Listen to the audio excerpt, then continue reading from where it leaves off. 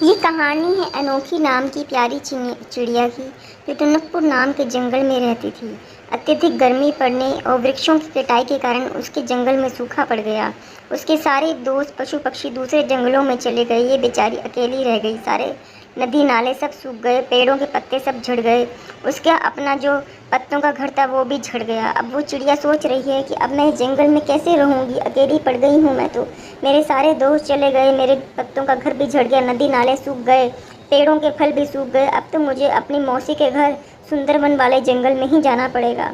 अगर मैं यहाँ रही तो जिंदा नहीं रह पाऊँगी। इतना सुंदर जंगल था मेरा, लोगों ने पेड़ काट काट कर मेरा सारा जंगल खराब कर दिया। इतने पशु पक्षी रहते थे, सब खाली हो गया। अब मुझे अपने मौसी के घर ही जाना पड़ेगा। क्या करूँ मैं, बहुत परेशान हूँ।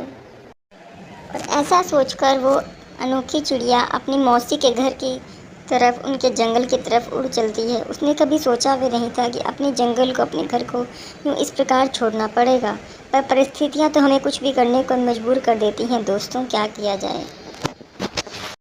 और इस तरह अनोखी चिड़िया अपनी मौसी के पास उनके जंगल में पहुंच गई। उनको सारी बातें बताती है। मौसी, मौसी मैं क्या करूं, हमारे सारे जंगल के पेड़ काट दिए लोगों ने, हमारा जंगल खराब हो गया, मेरे पत्तों का घर भी टूट गया मौसी, इसीलिए सारा सूखा पड़ गया। मैं तो भूखी मर गई थी वहाँ पर, इसीलिए तो आपके पास आई हूँ मौसी। अब मेरे लिए कुछ आपको ही सोचना पड़ेगा।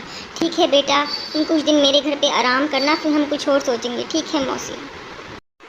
इस तरह अनोखी चिड़िया अपनी मौसी के घर आ जाती है और पेट भरकर दोनों खाना खाती हैं।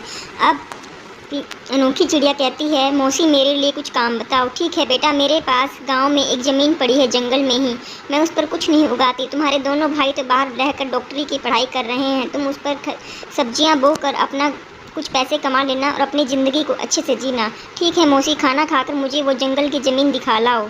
ठीक है बेटा, तुम आराम से चिंता करो, तुम मेरे साथ ही रहना। देखो बेटा, मैं तो अकेली रहती हूँ, मेरे साथ कोई नहीं रहता, तुम मेरे साथ ही रह लेना। दोनों बच्चे तो बाहर रह के पढ़ाई कर रहे हैं, दोनों बाहर ही सेटल हो जाएंगे।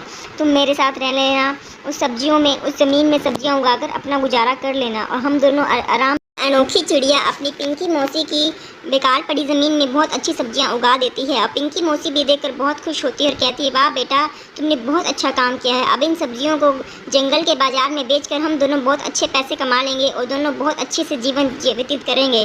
और इस तरह पिंकी मौसी अनोखी चिड़िया आराम से सुंदरवन के जंगल में रहने लगती हैं। तो इस तरह पिंकी मौसी ने मुसीबत में अपनी बेटी का साथ दिया। इसी तरह हमें भी मुसीबतों में दूसरों का साथ देना चाहिए। तो कैसी लगी दोस्तों आपको ये कहानी?